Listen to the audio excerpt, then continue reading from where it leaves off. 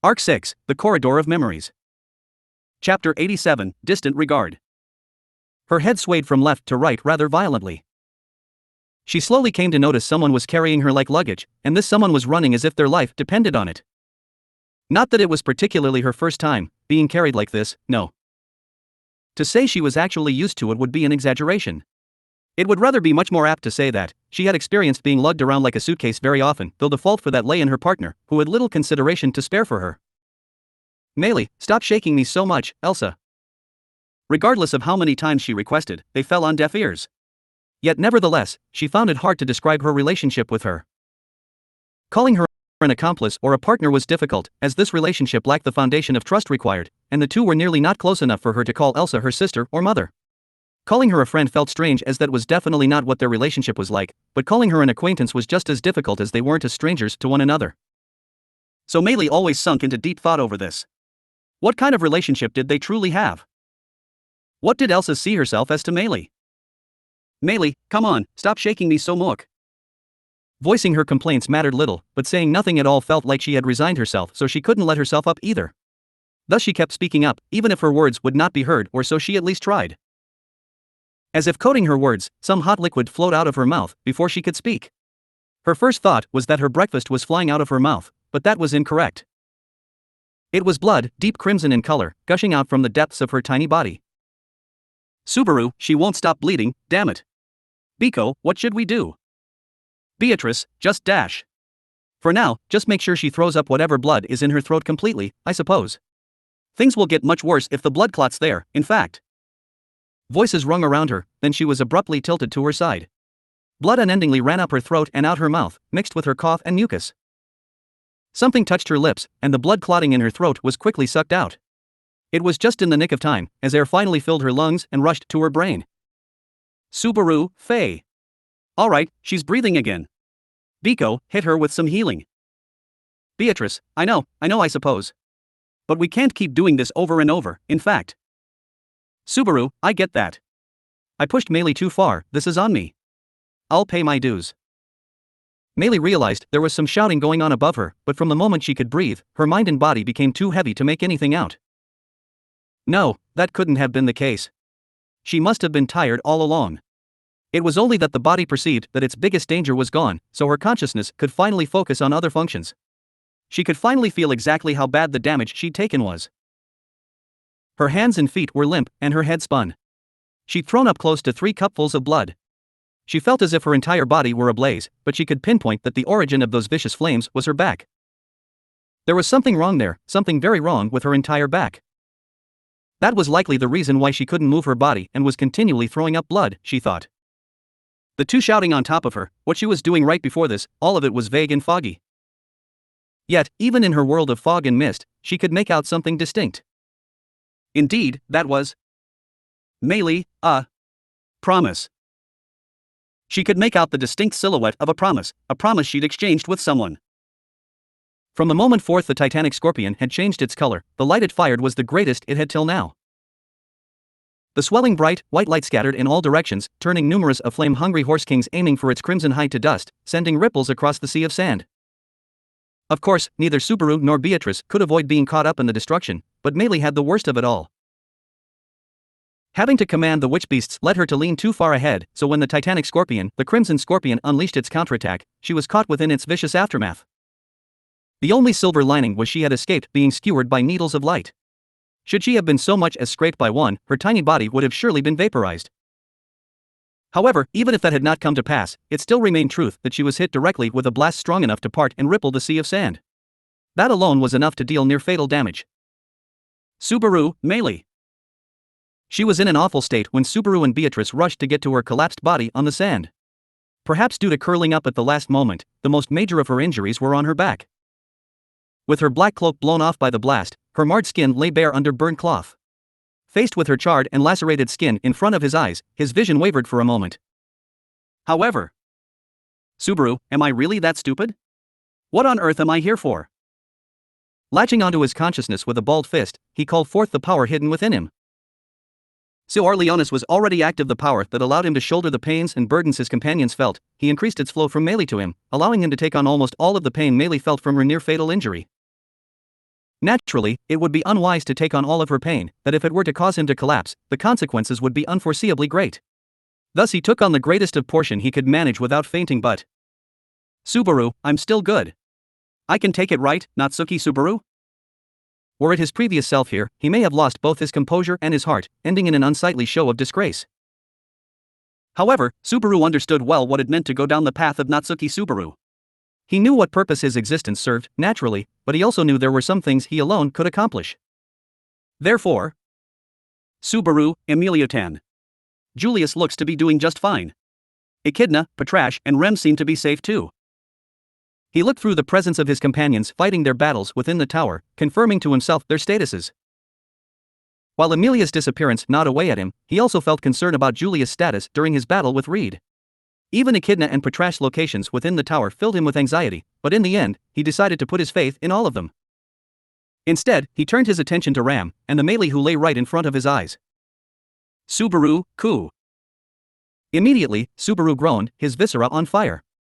Meilei's burden of pain had begun flooding into him. In truth, taking on Ram's strain was exhausting as it was. Taking on Meilei's burden of near-death pain was akin to suicide. Subaru, shit. He'd thrown out his words with vigor, but could not find enough of it to push his limits further. Thus it came down to him requiring to reduce the flow of burden from Ram to him, to take on more of Meilei's pain, who was near death. Ram, being as sharp as she is, would likely be able to deduce his reasoning from that alone. Subaru, I'm definitely gonna get yelled at later. Ha! Look at you in this pitiful state. You'll always be a Barusu, a man of just talk. As that all too possible image of Ram flashed through his mind, Subaru grit his teeth and drank back the blood rising in his throat. Even though Sr. Leonis could only take on the mental, and not physical, burdens of others, the spread of the taste of death in his mouth was a sign the feedback was indeed affecting him beyond his mental state. The effect of the mind on the body was far greater than he had imagined. He'd heard before that should a person believe there was a hot iron rod pressed on their skin, burns would appear. In other words, taking on Meilei's excruciating pain meant he would experience it and his body would reproduce the source of that pain. If he didn't exercise caution, Beatrice would have 2 corpses on her hands. Subaru, yeah, I'd really like to avoid that. He spat out what blood had accumulated in his mouth, then lifted Meilei up in his arms. Then he ducked below a hungry horse king's flaming spear and ran away as Beatrice shot a few arrows of purple to keep it at bay. The hungry horse king that came attacking just now was the one Subaru and company were riding. In a shocking turn of events, the witch beast saw its chance in the chaos and betrayed its new comrades not. It was simply that Meilei's divine protection had worn off, resulting in the witch beast to return to its usual cold and bloodthirsty demeanor. Without Meilei, witch beasts were enemies of mankind, and by proxy, Subaru's enemies.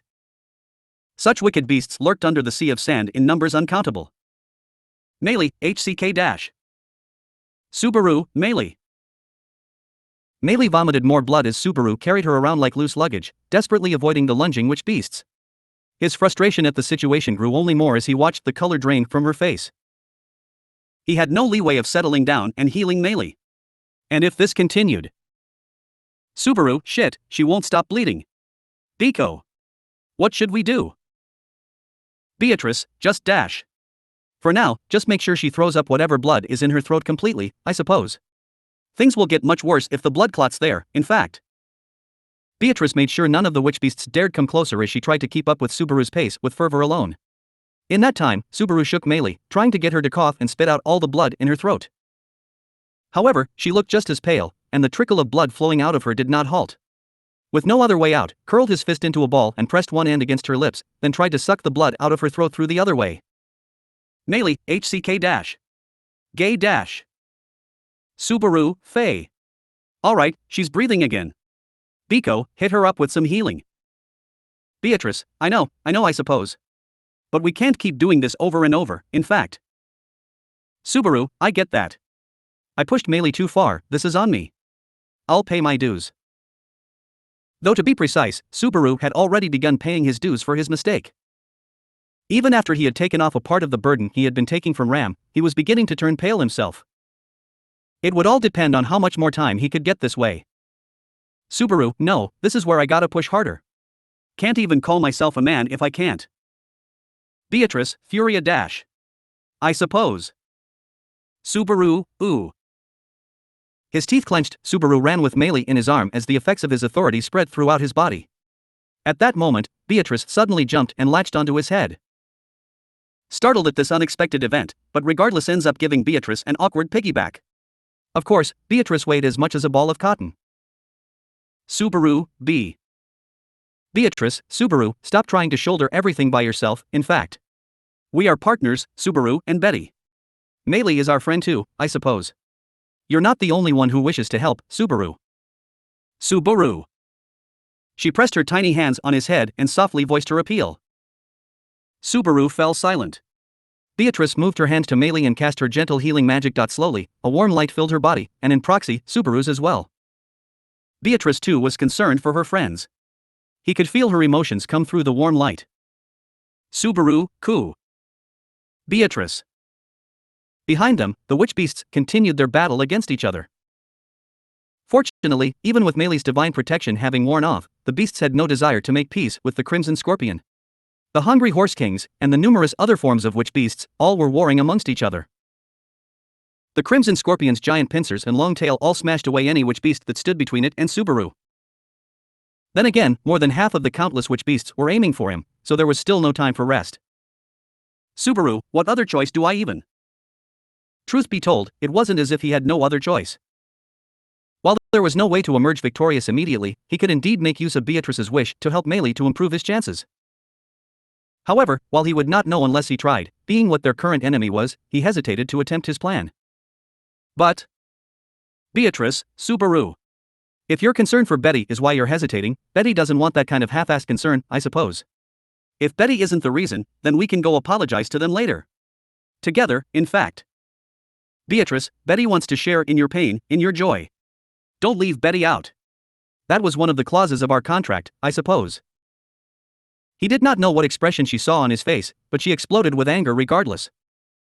Because she was riding on top of his head, he could not see her expression. However, he could tell, even if she was puffed up with anger, she looked adorable, this little girl he proudly called his partner. Precisely so, her words offered him the courage he needed, and the comfort he desired. He had no room for hesitation. His very reason for his hesitation, his partner herself had declared there was no need. So, Subaru, I totally love you, Biko. Beatrice, Betty loves you more than that, in fact. Once they expressed each other's affections, Subaru gently laid Meili on the ground. In his heart, he decided he would, at no cost, allow this life to be lost. Subaru, Cor Leonis, second shift. He gave his ability, the Lion's Heart, a new name as he changed gears within himself. By doing so, he amplified the effect of his authority, the little king. He'd been scolded for being a king who carried the burdens of his subjects, all alone. Having said that, this was not as shameless as the greed of pushing one's burdens onto another. What Subaru desired was to divide, to share his burdens with others who would stand with him. In other words, Subaru, second shift division of labor. The burdens that Subaru alone carried, he could now divide and share that burden with one willing to help him carry it. And the only one who offered to do as much while also being in close proximity was Beatrice, Subaru. Subaru, yeah? Beatrice, this is incredibly taxing, I suppose. Subaru, well, yeah, it's super taxing. With that, the second part of Cor Leonis was activated and the burden he carried was shared with Beatrice. He could share half of what was his to carry. He could only spare half of that half. Even so, that alone brought him relief.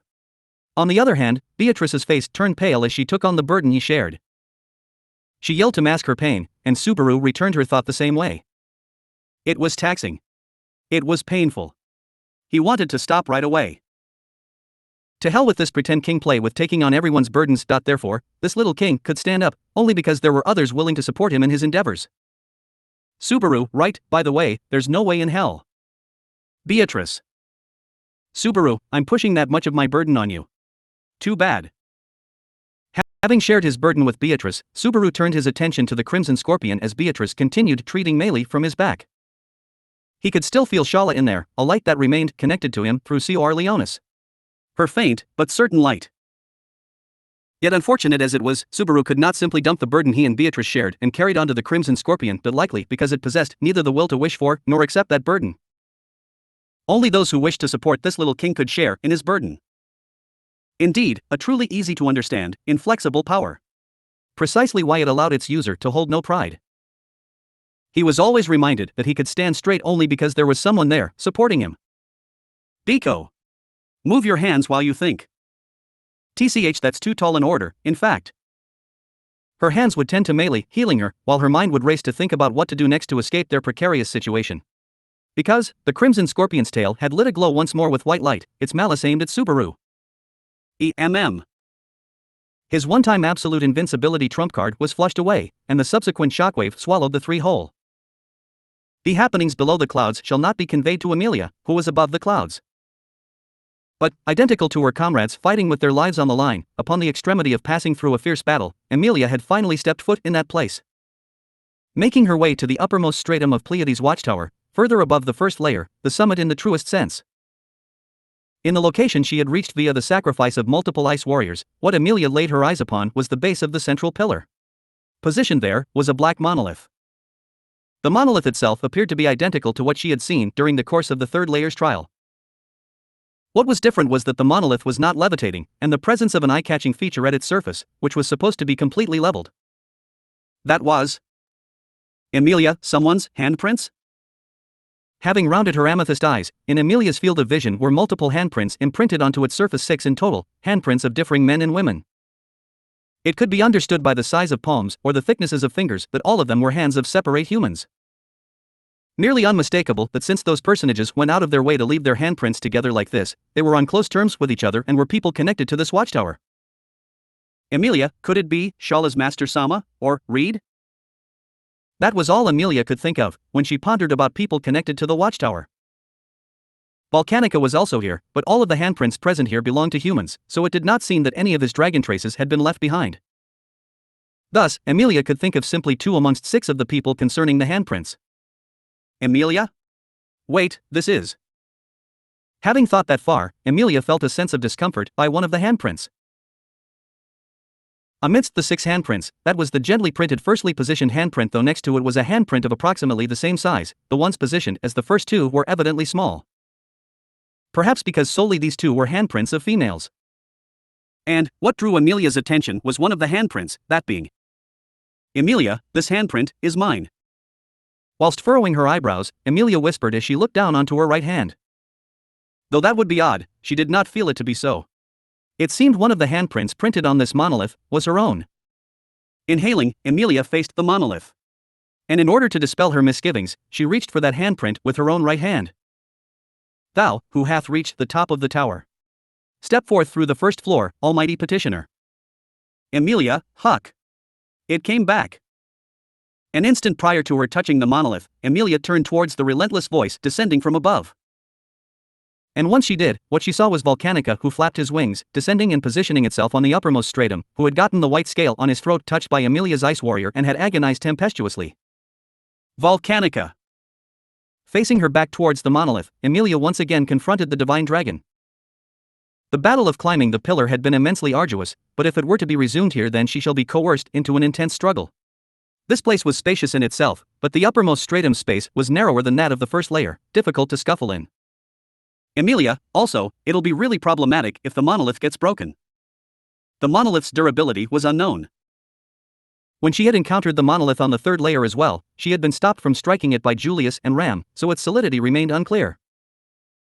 However, no matter how sturdily should it be built, Amelia did not believe it could safely withstand a blow by the might of the divine dragon. Amelia, if you hit it, it'll surely break. So, she could not let him do so. Conceiving that thought, Amelia summoned 7 soldiers of ice in her environs yet again. The ice warriors had been thoroughly shattered for the purpose of making her reach the uppermost stratum, but identical to Amelia, their expressions were brimming with determination, reassuring. Matching in with them as they wielded weapons of ice, Amelia held 2 ice swords in her hands. And, in unity with the 7 ice warriors, plunged into Volcanica. Amelia, let's go, everyone.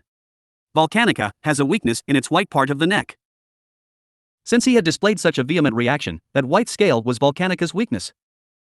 Though she did not wish to go so far as to wound it, should someone reach merely for touching it, Amelia would be able to obtain time for examining the monolith. Amelia, eh? The subsequent instant, Amelia spilled her voice upon the gyrating reversal of her above and below. Far too sudden for her to judge what had occurred. There was merely a nimble sensation of contact at her feet, having priorly stepped ahead in order to advance. That too, so faint that she had noticed its touch only after being turned upside down. And, along with that, Emilia, ah. The 7 ice warriors in Emilia's environs, who had been turned upside down, shattered at once. All of them had solely their heads shattered with skill, transforming into the form of Mana, unable to resist. By the point of having sensed that by her skin, Emilia took notice with a shudder. This just now had been Volcanica's tail. Volcanica's tail had swiftly swept Emilia's legs, and had smashed the heads of the ice warriors with the same. Her throat froze upon comprehending that a singular swift whip by the tail had realized that. This was in an entirely different league from the surprise attack Emilia had instantaneously managed to guard against.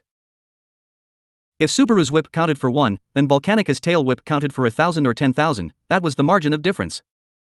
Even Emilia would have been relentlessly defeated before that enormous attack. Thus, she held a doubt. Emilia, why did he go soft on me? For Emilia he had swept her legs, for the ice warriors he had shattered their heads. What was the identity of the difference born here? It could not have been that he retaliated against them because they possessed faces identical to what had earlier touched his white scale. That seemed improbable. Having thought far, Emilia remembered she had not escaped from the circumstance of having been turned upside down. Emilia, oh and hook. At this pace, she was just on the verge of being knocked to the floor by her head. Once again Emilia's legs, who was midair having been turned upside down, were struck with a soft impact from the side. Emilia, bloody. Halfway reversed from being upside down, Emilia made a landing in jeopardy. And, having raised her face, she made an expression of being endangered. Volcanica, what art thou doing? Pronouncing so was the form of the divine dragon, his face pointing toward Emilia's gaze. Emilia, That was quite literally ahead of her eyes and nose. Vicinity that should Emilia inch her face forward even a little, she would touch that rock-hard robust skin and nose. For the dragon's face to be at this distance itself was enough to astonish Emilia. However, what bewildered Emilia furthermore was, Emilia, you're saying something different from what you had been constantly repeating earlier. Volcanica. Emilia, did you return to sanity? Then, can you talk about some stuff? Like about the trial, or about changing the established rules of this watchtower, there's a lot of stuff I need to discuss. Emilia vocalized rapidly, having descried hope in Volcanica's condition. If the divine dragon whom she thought had gotten Alzheimer's had been restored, she could once again converse regarding the trial. Hence, it would not be necessary for her to forcefully resort to violent measures. Emilia, hey, please. Properly converse. Volcanica, what were to happen should thou tumble? Should that perchance happen, I would be the one to accept reprimand. Since everyone bows before thee. Emilia, Volcanica. Anxious about the circumstance of everyone within the tower, Emilia desperately implored, whilst Volcanica once again pronounced words that were not a repetition. However, the content did not seem to correspond as being a response to Emilia's words, her bewilderment augmented. However, Volcanica's amber eyes gazing at Emilia, dwelling therein was a calm hue. Unlike the immediately former ambiguity akin to vacuum, it had the light of emotion. Gently, calmly, he intently gazed at Emilia as though with affection. Volcanica, to where have Flugel and Reed gone? It would be lonesome for Shala with not even any words of parting. Farsail too, would kick up such a racket. With his tender eyes maintaining his gaze at her, Volcanica resumed its words. What the dragon recited with a regard of viewing something distant, were the names of Flugel and Reed, along with Shala, followed by one more person. Though it could not be distinctly ascertained whom that was unless the family name was also asked, Emilia had remembrance of that echo. Farsail, if that was per Emilia's remembrance. Emilia, Farsail, you mean, Farsail Lugnica? The king 400 years ago? That was a personage whose name was brought up on countless instances in books she had studied for the royal election. Farsail Lugnica, the 35th king of the kingdom of Lugnica, and the great man who had ruled the country 400 years ago during the era of the witch. And, having forged the covenant with none other than the divine dragon Volcanica, the last lion king who had etched the first step of long-standing prosperity of the kingdom of Lugnica. Emilia immediately turned her gaze towards the monolith behind. The handprints of 6 people. If Volcanica's words were not unrelated, then could 3 of the people of the handprints be Flugel, Reed, and Farsail. The remaining 3 people were unknown, but one, though unconfirmed, seemingly matched Emilia's handprint. The remaining ones were of a man and woman each, likely. Emilia, then, could the woman's handprint be Shala's? That seemed to be the likeliest as a possibility. The identity of the final male handprint was unknown, but around this would be enough to make her calm down.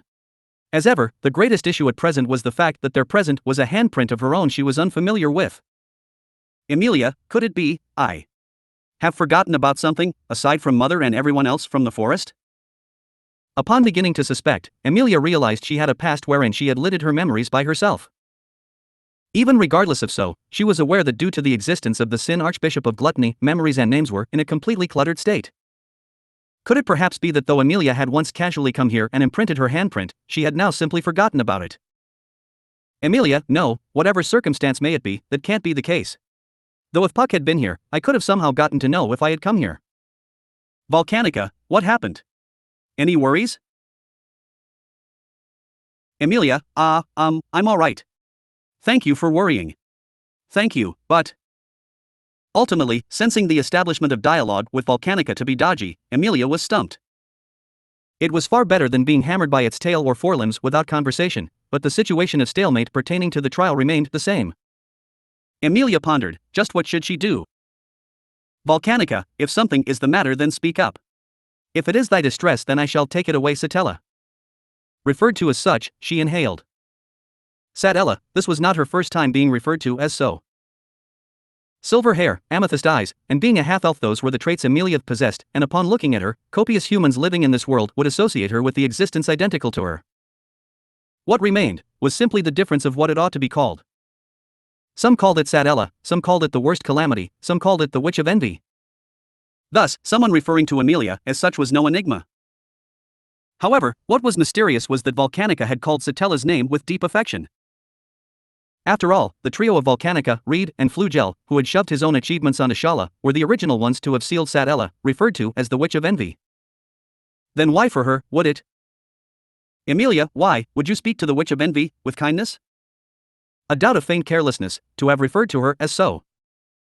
To name it as stimulation for the present Emilia would be quite stringent, but at the very least, when she viewed the situation objectively, she realized this single phrase had become the origin. Or perhaps, both Satella or the Witch of Envy could have been adequate. Some called her Satella, some called her the worst calamity, some called her the witch. And Emilia had referred to her as the Witch of Envy. That was Volcanica, Witch of Envy. Alteration was yielded in Volcanica's distant regard. Volcanica's amber eyes, the change born therein was dramatic. Without moving, the dragon's head staring at Emilia was immediately ahead of her eyes and nose. Henceforth, captured by the proximity of the extent of that alteration, Emilia felt chills run through her entire body. She hunched that the change was an unfavorable one. Having been raised in forests, Emilia possessed the experience points named as having grown amongst the wild. She had seen countless animals and which beasts completely change in situations such as this one. Abiding by that intuition, Emilia jumped backward as though strummed. That had been the correct answer. Emilia, Huck. That instant, the air before Emilia's eyes burst open. Not an exaggeration, quite literally, the space constricted, then subsequently swole and burst open. The phenomenon of unknown principle was queer as though space itself had rolled over, and had she been in its location she would have gotten twisted regardless of the strength of her defense. And it had occurred on the location of Emilia's head. Had Emilia been even a fraction of a moment late in lowering her head, she would have died. The tail whip, and the twisting of space just now, after having climbed up to the top of the tower, Emilia had gotten countless near-death experiences. She had perhaps never been in a situation wherein her life was endangered as much as this one. Emilia, but, since everything is being managed, that may mean I really can pull it off.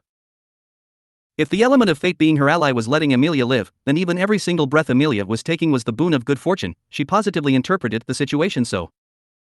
Should she not do so, she would start losing heart due to the subsequent changes in the situation. Because Volcanica, Satella. Having spread his wings once again, Volcanica was directing definite animosity towards the side. Observing that, Emilia responded to the desire to stamp her feet. Just after she had thought Volcanica had seemingly returned to sanity, now retrogression. In fact, unlike his earlier seemingly half-asleep state, he appeared to have greater determination than when it had Alzheimer's. Emilia, icicle line.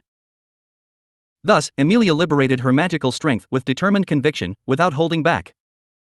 The atmosphere icily fissured, and slowly gave rise to white haze. Though this was still the uppermost stratum of the watchtower located above the clouds, it glaciated the world in white. Making sound, what were slowly generated were arms of ice. Making them pull out lances as they stood on the floor, slowly turning them around, Emilia faced forward. Once again, she had prepared to battle against Volcanica. However, if the strike which swept Emilia's legs was a serious gamble on Volcanica's behalf, then she did not know if she would be able to deal with this previous attack. Strength in an entirely different league compared to when he had Alzheimer's. No, he seemed to have Alzheimer's even now. Staring into the opponent's amber eye straight ahead, Emilia could not label Volcanica's attitude as simply having Alzheimer's. After all, Volcanica's eyes were brimming with sadness, bitterness. Volcanica, said Ella, yes, said Ella. We must stop thee who hast been reduced to the witch of envy. Emilia, were you close friends? Volcanica, that day, I should not have hesitated. That day, had I not hesitated, everyone would have. No response to her question. However, Volcanica's trembling voice itself seemed as though the answer. The lamenting dragon took a deep inhale, and once again came the dragon breath that scorched the world white. Prior to that, Emilia stepped ahead, and she must strike that white scale. Should she not do so, Emilia, and naturally, everyone else as well would be beyond saving. Emilia, Subaru, Beatrice, Ram, Meili, Petrashjan, Echidna, Julius, Anastasia-san. She thought of everyone who had come to this tower, and had suffered. Everyone whom she must save, everyone who had their sights set on the same goal as her. By doing so, an unknown strength welled up in the depths of Emilia's chest. Volcanica, witch of envy, said Ella. Emilia, no, that's wrong. I am the witch of glaciation of the great forest of Elier, Emilia. Whilst bathing her entire body in the welling strength, Emilia responded with a loud voice that the divine dragon who seemed to be misunderstanding her with someone she seemed to be similar to. Let the opponent be the divine dragon or whatever. Emilia had everyone by her side.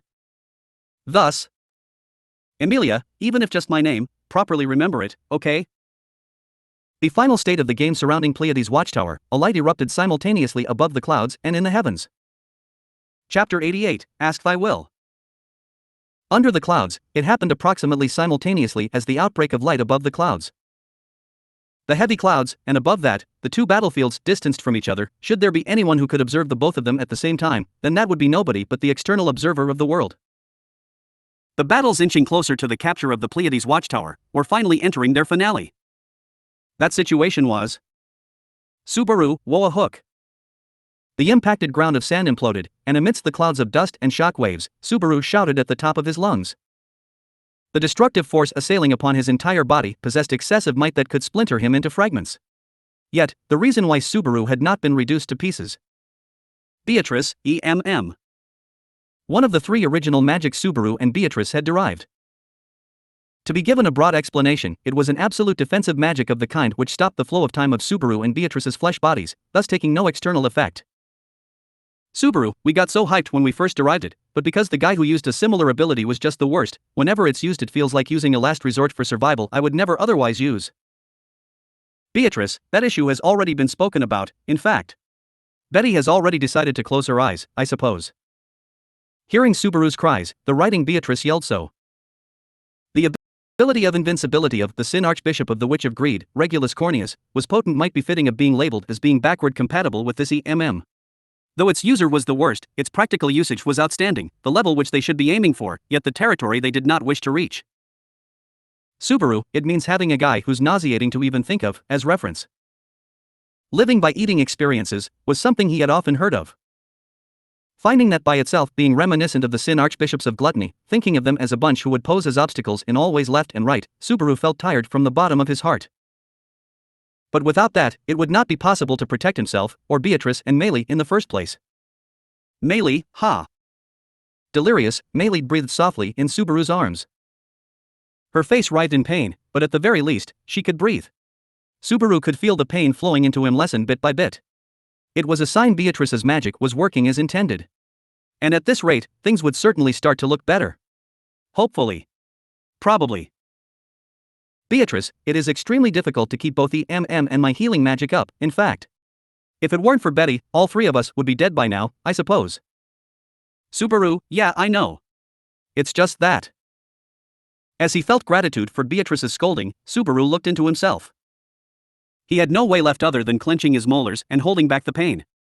However, the main problem was in his mana in the first place. Subaru had no choice but to be Beatrice's magic tank. Despite that, he had as much mana as the average person, probably less due to being a failure in magic. Using like this was akin to becoming a filled mana bucket with holes poked in it. At this rate, either or Beatrice's healing would stop. And so, Subaru, there's no way I can stop Meili's healing. Beatrice, then we have no choice but to kill in fact. You're in charge of dealing with the timing and what happens after, I suppose. Subaru, yeah, leave it to me. And I hope you'll continue to treat Meili, then do as I say just as I say it, like the good little spirit you are, Biko. Beatrice, you are horrible. In fact. They bickered, then exchanged glances and released simultaneously at the same time. They jumped out of their spot and retreated. And right at their heels, hot in pursuit, were the Crimson Scorpion and the horde of witch beasts. Even as they fought each other, they had their eye on Subaru. As per the norm, he was massively handicapped, unable to go far from the tower, and especially in how his target was still that Crimson Scorpion. Should this continue, worst case scenario was that Subaru, the witch will. The mere mention of return by death would trigger a release of miasma from him, forcing the witch beasts to focus on him. As a man with little to show, this was a method he relied on often. He was already in a dangerous spot, but on the off chance the Crimson Scorpion would remain fixated on him as it has been, he could use this card to force the witch beasts and the Scorpion to begin fighting each other more violently. However, the risk of collateral was too high. Should Beatrice, Meili and Subaru fall, at the very least, Ram will too soon after due to Subaru carrying most of her burden on his own body. Fruscio or Leonis, all involved had remained stuck on the same boat. It was puzzling how Regulus managed to lead such a lonely life despite being the owner of an authority like this. Beatrice. Subaru, hook. EMT. On the limits of his worthless thoughts he sensed a future of the luster's blast and being evaporated away, thus Subaru parched his throat upon the premonition of death and activated the second of his original magic. EMT eliminated EMM's disadvantage of immobility, anti-magic, which successfully negated all kinds of magic head-on in principle. As long as it was something fired whilst tinged with mana, there was nothing this magic could not erase. However, Subaru, I ended up using our trump card just 5 seconds after calling off Too pathetic to even be called pathetic. Rather than that, he continued to lose all means of striking next, and had been wholly and seriously cornered. Continuing to aim for Subaru and the rest, the tail stinger of the Crimson Scorpion, the flames of the Hungry Horse Kings, along with the variety of other witch beasts all attacked towards them, seeking to reduce them to cinders. Inhaling, Subaru stiffened his body. He must use the third and final of his original magic or they shan't be able to break through this situation. However, that one had not been perfected yet. Should he fail, then there lied the possibility of the result being the three of them drifting in imaginary space. Subaru, I don't trust myself enough to gamble on some last-moment awakening. Even if he had admitted Natsuki Subaru to be a pretty great guy, he did not blindly believe he was some super guy capable of breaking through any situation whatsoever. He simply was bad at giving up. Even if he was held down, he would simply stand up a greater number of times. In other words, that meant he was often held down as well. Subaru, this is no place to show how much of a habitual loser I am. Though it's an unfavorable gamble. You claim to be able to manage through simple obstinacy and appearances? Though that too is truly a decision befitting of yourself. It was the instant Subaru had determined he had no choice but to test it out. An abrupt voice descended from overhead, and a shadow slipped into the space between the attacks and Subaru and the rest. It was far too dazzling that Subaru subconsciously closed his eyes. No metaphors, it truly was dazzling. The shadow was gleaming in the hues of a rainbow. Al-Clauseria. The next instant, against the assailing strikes, a light that slashed down the lights was fired. Shockwaves of destruction, scorching flames, a blitz with the life on the line. A black light declined them all, overflowing waters swallowed them all, the whipped-up sandstorm averted the energy. A deed of controlling nature in the truest sense, and the one to perform this deed was an elegant back who landed atop the sand, having swung a long, slender night sword. Julius, there were certain circumstances, so I rushed my way here. It seems that was a precarious spot. Pronouncing so, turning towards Subaru was, of course, the greatest knight Julius Jaculius. Even with his outfit tainted by blood and sand at multiple spots, he stood there calmly. Clad in the radiance of rainbow, his standing form was more graceful than ever before. His gallant arrival made Subaru's voice quiver as he said, Julius. Subaru, you. I had sent you a message asking you to go help in other dangerous spots once you're done. Julius, yes, I did hear so. Hence, I came here. I'm sorry, but even when compared to all others, I judged this place to be the most dangerous. Subaru, shut up. What's with that wound on your face? What about Reed? Julius, I was utterly defeated. He entirely took his leave with his victory. Subaru, so damn lame. You should have just won then. Would have died had you not come here. I'll say it only once, but thanks. Hearing gratitude mixed within harsh words, Julius laughed with a heh, having formed a white scar below his left eye. An irritating attitude, but it seemed he had finished his battle against Reed by himself and gained something for himself. It's proof. Subaru, did you reconcile with your quasi-spirits? Julius, to be precise, those girls bloomed from being buds and gained the sublimity of spirits. Also, to say we reconcile wouldn't be adequate either, since there never was any discord between us. Encircling the smiling Julius' surroundings were 6 quasi-spirits, spirits whose illumination had been augmented. Upon his name being plundered by the authority of gluttony, the connection between them had also vanished. The spirits followed him without lending any strength. Their turmoil lasted for long. However, with both sides' trenches filled, they reared a bond greater than before.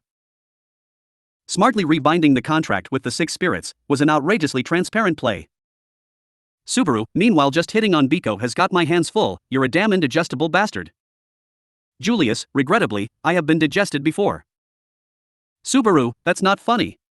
You're acting a bit too clear-headed, you know. Subaru's eyes rounded, seeing Julius turn, even having experienced the tragic ruin brought by the authority, into humor. Now that he had used the phrasing of taking the leave with victory, then he must have settled things with Reed. Since Reed's flesh body was supposed to belong to Roy Alford, then it would be natural to think he had concluded matters with one fraction of gluttony. And the fact that Julius did not allude to that potential hazard unmistakably meant that they had succeeded in incapacitating Alford. Beatrice, Julius. You arrived at just the right time, I suppose. L'end quoi, in fact. Julius understood. Julius instantly bowed at Beatrice's call. He also judged in a moment what Meili's condition, who was in Subaru's arms, was. From the 6 spirits, he projected ahead the spirit that governed water, the blue qua, and its tender power poured healing mana into Meili's body along with Beatrice's magic. On top of that, Julius, so there is a need for me to buy time. Subaru, yeah, as you can see. Shala's going ham after turning red, but you think you can do it? Didn't you just lose to the red dude? Julius, to express the intent to make up for a loss due to that reason, would be a discourteous attitude towards a lady. Avowing to confront head-on, Julius braced his nightsword and confronted the Crimson Scorpion Shala. The compound eyes, though, showed no will before the knight's form. Its intent to murder was still directed towards Subaru, anything in between were mere hindering obstacles. That was its attitude toward the spirit knight, Julius, who had elevated himself to a level greater. Julius, Subaru, I shall handle Miss Shala. Anything other than that. Subaru, handle it by myself, you say? Yeah, got it. Julius, no, cooperate with Beatrice-sama and succeed. Subaru, about 70% of everything I can do in these situations counts on Biko, you know. Quite frankly, even 70% was a very ostentatious number. It would be around 80% or 90%. What Subaru could take pride in as Beatrice's contractor was only a shrewd mind and a number of petty, foxy tricks, so even 95% wouldn't be a strange number. Regardless, Subaru, you're a lifesaver for coming back. Julius, you too seem to have re-looked at your own worth, which delights me more than anything. With a close exchange, Subaru and Julius focused on their respective duties.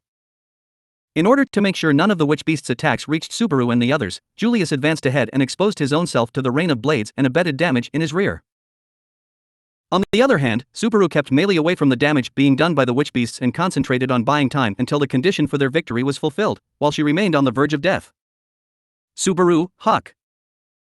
A sensation of astonishment, Subaru lifted his face as if strummed. The reason was the Pleiades watchtower, an anomaly that had occurred therein. It was.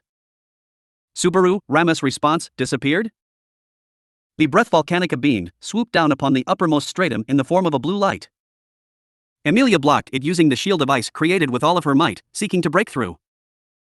During the journey through the sand sea until Pleiades watchtower, she had utilized the shield of ice for accepting the rain of coronas showered upon them from the tower, but it failed to last even a moment before the dragon breath. The multiple overlapped ice shields instantly melted, and the attack, which Emilia was hoping would just be weakened however slightly and she'd be golden, rained upon her. For but a moment, the black monolith at the back of Emilia's mind dawned upon her. It may be firm enough to remain unaffected by the dragon breath. However, on the other hand, she was concerned that the trial may be ruined should it get broken. On top of that, this was a thought unrelated to breaking through the trial, but Emilia, if it gets broken, that'd be really lonely. The handprints, which had a queer sense of déjà vu, had been left behind on the monolith. Just what connection did it have to herself, or she may simply be overthinking? However, she wished to ascertain the identity of that sensation. That is why it shan't disappear. For the sake of it to not disappear. She converged as much mana as miraculously possible and evolved it into icicle line. Though Amelia possessed mana enough to surprise even her own self, she could not manipulate those vast amounts of mana all at once. Regardless of how much mana there was within her, the quantity she could bring forth at once solely amounted to the capacity of her gate. Yet Amelia boasted output more than 10 times that of an ordinary magician, but the forte of having lived many years as a spirit arts user further expanded her potential.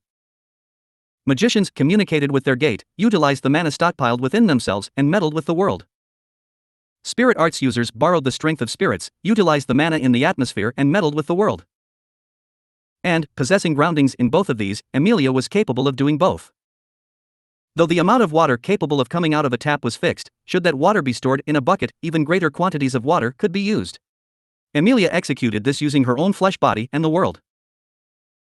Halting the mana overflowing from her within in the outside world, and utilizing maximal magic heedless of her gate. Amelia, absolute zero. That was what Subaru had named it, and had spoken of the empty theory that its materialization may be arduous. It was enough to end a real battle with a single blow, and that was around the same timing as Subaru had exclaimed it to be miraculously unbelievable. That point onwards Amelia had entered into a contest she had never once succeeded in. And she shall make it succeed. If Amelia's ordinary magical power was to be taken as the value of 1, then the potency of this magic, which utilized the overflown power and materialized, would be close to 10 or even possibly 100. A white vacuum instantly swept conquest over the world, accompanied with such strength that even the impossible to halt flow of time would be stopped, impossible of being described as meagerly as the atmosphere being frozen. Even the breath of the dragon, who was supposed to have been met by inevitable death, was no exception. The blue light clashing from the front and an absolute null, their collision yielded a vacuum in the world. That moment, the two maximal potencies, with not the slightest delay, opposed and extinguished each other. A truly astounding extinguishment accompanied with no sound or impact, and once the time that had supposedly been halted began to flow again, Amelia readied an ice lance and flew towards the front. Amelia, hi, ya! With her slender throat trembling, Amelia charged at Volcanica. Wielding strength from the entirety of her frame, her body felt incredibly heavy. Though the used mana itself had been what she had exited out of her body, the burden put onto Amelia upon its utilization was tremendous. Turning over a bucket with water stored in it, naturally, called for adequate strength as well. Since she had used power akin to turning over a fountain instead of a bucket, it would only be a matter of course should Amelia feel totally exhausted. However, she voiced, "Amelia, I can't lose heart." Shouting like that, Amelia poured life into herself. Though stamina and mana were different things, yet by making herself hear those words with all of her might, she felt the rise of a strength that had previously been asleep. Though it may be a misapprehension, if the one being deceived was her own self, then sometimes lying wasn't all bad. Volcanica, Satalea. With its breath defended against, Volcanica swung its forelimbs and tail whilst roaring. The impact charged from the close exterior, and Amelia defended against it by relying on the sensation of the icicles deployed in her surroundings. As the generated 7 ice warriors got shattered, they assisted Amelia's body. Evading the impact being swung down upon them by leaping sideways, the ice warriors halted the following up forelimbs with their bodies, and borrowing their shoulders, Amelia leapt greatly. As the tail whip swung upon the mid-air, Amelia reached the height of the 2 ice warriors who were supporting her on their back, and devoured their bodies as sacrifice. Amelia, Shah. Haya. Ya. Borrowing strength by way of their noble sacrifice, Amelia hammered in the ice lance whilst rotating her body. Though it was not sufficient enough to pair the divine dragon's hull, but enough to catch its attention. Evading the forelimbs swung in annoyance as some of her silver hair got sliced off, Amelia successfully charged into Volcanica's bosom whilst risking her life. From that position, Amelia, that white scale. If only it could be touched, if only it could be successfully attacked. Pondering so, Amelia looked overhead. The divine dragon once again close enough to touch, its white scale which was difficult to directly look at. With her immediate gaze set on it, Amelia widened her eyes. The reason being astonishment. It had not been a scale that had turned white. It was not present there was a white scar large enough to be mistaken for a scale. Amelia, an old wound. The wound had already been closed, and would surely not ache upon being touched. However, the divine dragon disliked the wound simply being touched and had agonized that much. Comprehending that it was involved with Volcanica's unerasable old memories, Amelia paused her breath. Taking advantage of her hesitancy of that singular moment, Volcanica flapped its wings. Emilia, hook! Volcanica's ginormous frame ascended above at once, leaving Emilia behind as she stretched her hands. Emilia greatly lamented her own failure. This was the utmost unfavorable situation, of crossing lances with an existence possessing wings. Should she be arbitrarily attacked from a location beyond her reach, the liabilities put on her would accumulate in the blink of an eye. Emilia, no! Emilia instantly put her hands on the floor, and from her feet arose ice. Extending the foothold of ice she had improvised and produced toward the sky, Emilia pursued and desperately reached for Volcanica, who was attempting to fly upward. However, even that foothold of ice hit its limit by 10 meters, 20 meters, and the distance beyond that point was outside of her reach. Emilia, everyone! Please! Ice warriors responded to Emilia's call and further raised the foothold of ice. The soldiers of ice climbed up to the tip of the foothold, which had met its end, then sprung from there at once, then jumping further by stepping on the back of the sprung soldiers. Repeating this 6 times, Emilia stepped into the back of the final one soldier. Emilia, sorry. The ice warriors she had powerfully stepped on fractured by their backs. However, all of the falling 7 ice warriors upped their thumbs and smiled as they crashed. Accepting such encouragement of theirs, Emilia's hand, having jumped the final time, reached for Volcanica's tail. Volcanica, foolish! He drew back its tail along with that single word, and Emilia's fingers grazed the air. And the drawn tail energetically rebounded towards the dumbfounded Emilia. Mid-air, nowhere for her to run. Even if she were to quickly produce a shield of ice, strength that could shatter it and reach her alone would be sufficiently lethally destructive for Emilia. Emilia, Failure, difficulty, what should she do? All kinds of thoughts entangled within Emilia's mind. Amidst the sensation of deceleration of the flow of time, she desperately searched for a breakthrough solution and mobilized every nook and cranny of her body and mind to see if she could do something. She merely did not possess the option named giving up. Because none of the people Emilia dearly loved, not a single one of them, chose to give up. That is why. Emilia, I won't give up either. However, mere mighty words could save no one. As though to teach her of that transiency, the tail whip of the divine dragon, cognizant of a long length of time, drew near Emilia. Emilia-sama. At that instant, stormy wind coming from directly below faintly assisted Emilia's ascend. Her body uplifted by the upward wind, Emilia's situation faintly changed. From a situation where death had a probability of 100%, to a situation where death had a probability of 90%. And that 10% probability of survival was perfectly utilized by Emilia, who was ignorant to giving up. Emilia, huck! The whipping tail of the divine dragon, aiming for Emilia's head. Gathered with Ascend's vigor, that tail whip's aim slipped from Emilia's head to her torso. Comprehending this from her instinct rather than close distance, Emilia folded in her knees with all of her strength. Seeking to evade its striking range by making her body smaller, Emilia's tiptoes grazed past the swung tail whip, and the fearsome impact made Emilia's body twirl at an incredible speed. With her knees in her hold, Emilia's body was blown overhead. Whilst engulfed in impact such that it felt as if her internal organs would burst out from her head, Emilia gnashed her teeth, generated a foothold of ice in the sky, and forcefully halted her body. An explosive sound echoed, and Emilia, having accepted impact with her entire body, looked downward with tears in her eyes. Emilia's field of vision, for whom the ground and the heavens had been turned around due to using the ceiling of ice created in the skies as her foothold, visible was Volcanica's head and the distant shadow of a person who had appeared from the staircase of the first layer. To be precise, it was not a shadow of a person. It was the shadow of a person and a ground dragon. Emilia, Ram N. It was Ram who had barged in and had reached out to Emilia, assisting her ascend. Visible from afar, Ram had wounds and blood covering all of her body, and Emilia was unable to hide her astonishment to see her come running to this place in that condition. But it was thanks to her assistance that Emilia managed to survive without getting her head hammered. Borrowing her assistance, Emilia, now for once, poured strength into her knees. In order to wage assault on Volcanica at once, using the ceiling of ice as foothold. Before Emilia, now, Volcanica had been acting strange. With its tail remaining in the swung stance, without glancing towards Emilia, it was looking below. It seemed as if it had set Ram, who had assisted Emilia, as its next prey. However, that was not the case. The ancient divine dragon, what its amber eyes were viewing, was not Ram. It was Volcanica, Patrash? Emilia, Hiya Hook. With energy that erased Volcanica's mumbling, Emilia's body shot itself downwards. Late by half a moment, Volcanica's tail as it glanced upward shattered the ceiling of ice.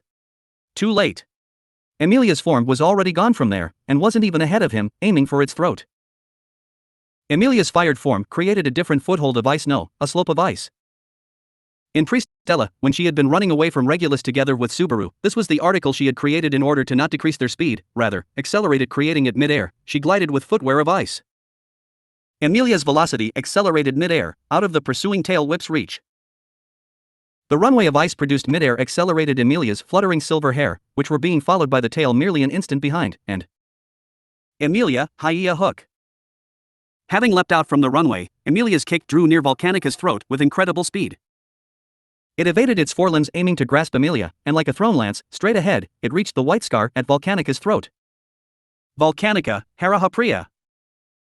With Emilia's white shoe heels capturing its throat, Volcanica screeched once again. Emilia shouted Kia, and plugged her ears upon the voice that seemingly fissured the skies, and fell at once due to the recoil of the kick. Emilia, Kia. Ha, thanks. The ice warriors, who were supposed to have become a foothold for her and fallen, caught the plunging Emilia. Saved by the light impact, Emilia stood up at that spot. And confirmed that she had returned to the uppermost stratum and that Volcanica was agonizing high in the skies. Afterwards, she once again dashed towards the monolith of the central pillar. Running, dashing, she sprinted towards the handprint of the monolith, which she felt was visibly familiar. Emilia, I knew it. Reaching the monolith, she pressed her hand this time with no hindrances. Though the monolith was shaken by her energy and impact, Emilia's hand perfectly overlapped with the handprint in question. She did not know how many people there were in this world who possessed identical hands, but at the very least, this handprint of the monolith belonged to someone whose hand was identical to Emilia's. And Volcanica, thou, who hath reached the top of the tower, step forth through the first floor, almighty petitioner. Emilia, ah. The divine dragon descended whilst flapping its wings, towards Emilia, who had placed her hand on the monolith. With its enormous build levitating in the air, having rebounded from sanity to its state of Alzheimer's, it once again repeated its initial question. However, that question felt unlike the initial ones, which had seemingly stemmed from everything being on the extremities of trance. She felt that the questioning was surely going to commence. Volcanica, I am Volcanica. In accordance with the ancient covenant, I ask the will of thee who hath reached the summit. Words she had heard, time and time again. Ask the will of the one who hath reached the summit. In other words, it was asking the emotions of the one who had reached the top. What did one wish to do? What did one wish for? What did one come here for? Emilia had plenty of answers for that question. What she wished to do, what she wished for, what had she come here for, the answers were many. However, right now in these very moment, Emilia's urgent desire was. Volcanica, I ask. Thy will. The overlapping question, as it entered Emilia's ears, she widened her eyes and opened her mouth. And loudly answered. Emilia, for everyone, to get along. That instant, a violent gust blew, swallowing the sand sea within.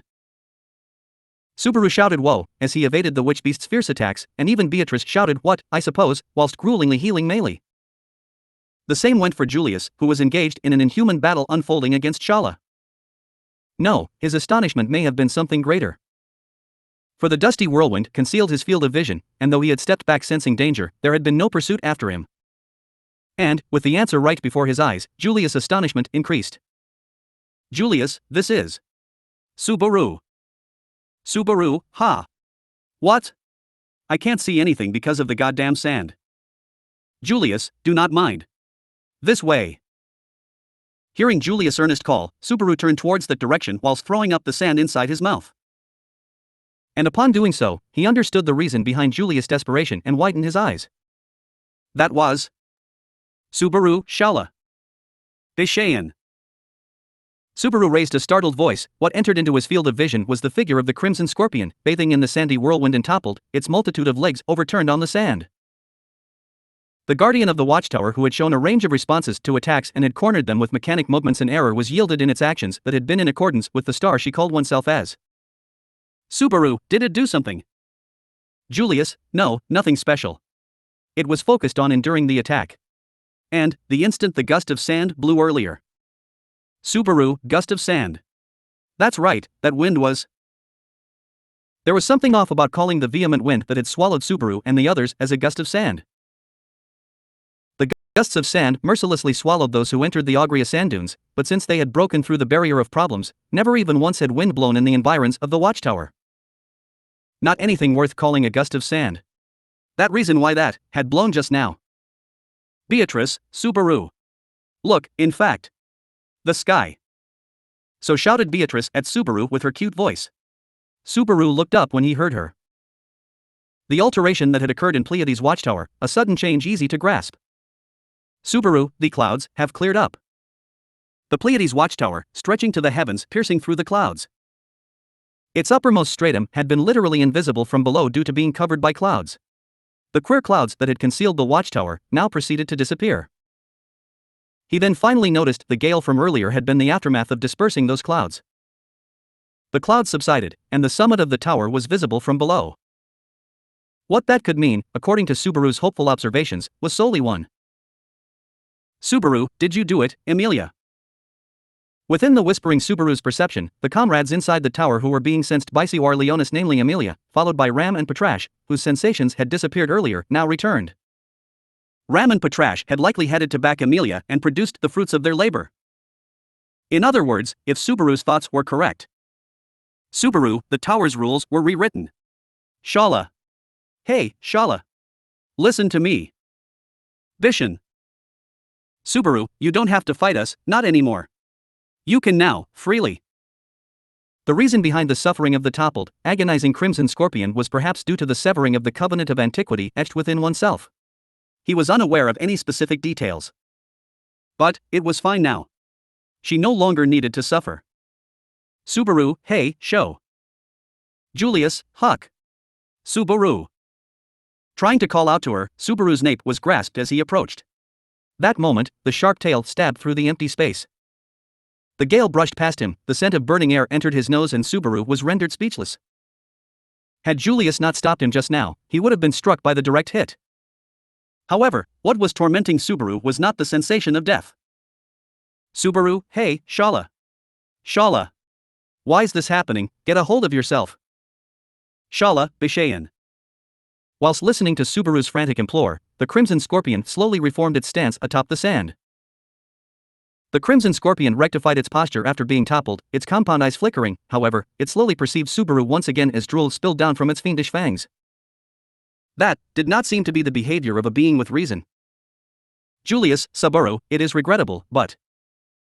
Pronouncing so, Julius grasped Subaru's shoulder and sought to step ahead.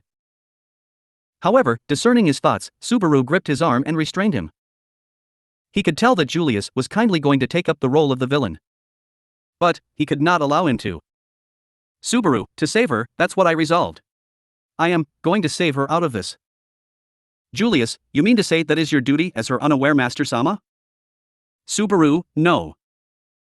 Shaking his head horizontally, that was how Subaru responded to Julius' words. That was wrong. Subaru wanted to save Shala not because he was her Master-sama. Subaru, it's not because I am her Master-sama. I was moved by her kindness, that's why. Subaru, it's the same as Biko. How can you leave someone who was always all alone in this stupid sand tower, and cried because of how fun the days she had spent with us were for her? Gnashing his molars, Subaru declared so with Julius' arm still in his grip. Gazing back at Subaru, Julius took a breath. Julius, such obstinacy. But that is what should be done. Subaru, Julius? Julius, no, I was allured once again. I had put up appearances once. Then, they must be put up until the very end, you see. Faintly smiling, Julius answered so whilst touching the wound on his left cheek with a finger. Subaru narrowed his eyes at his answer, and noticed a soft sensation grasping his free left hand. The one behind that action was Beatrice. She was peering at Subaru with her round, utmost lovable eyes in this whole world. Beatrice, Meles, no longer in critical condition. What remains is two. Subaru, will you help getting her out? Beatrice, how brutish would Betty be should she refuse now, in fact? Geez, Subaru is a truly hopeless partner, I suppose. Beatrice's reply made Subaru give a bitter smile as he scratched his head. Subsequently, firmly grasping the hand of his precious contract spirit, he faced the Crimson Scorpion Shala, once again. The two spirit knights, standing side by side, faced the young maiden who must be saved. And... Subaru, at this point, both my mind and body are totally drained. So, hurry up and get saved, Shala. Pleiades Watchtower capture, curtains open to its final prolongation. End of chapters 87 and 88, Distant Regard.